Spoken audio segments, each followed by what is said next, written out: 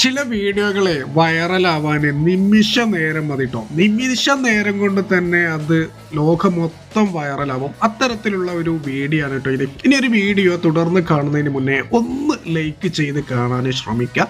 ഇനി നമ്മൾ ഈ ഒരു വീഡിയോ പരിശോധിക്കുമ്പോൾ ആ ഒരു ഓട്ടോയിൽ വരികയാണ് കേട്ടോ.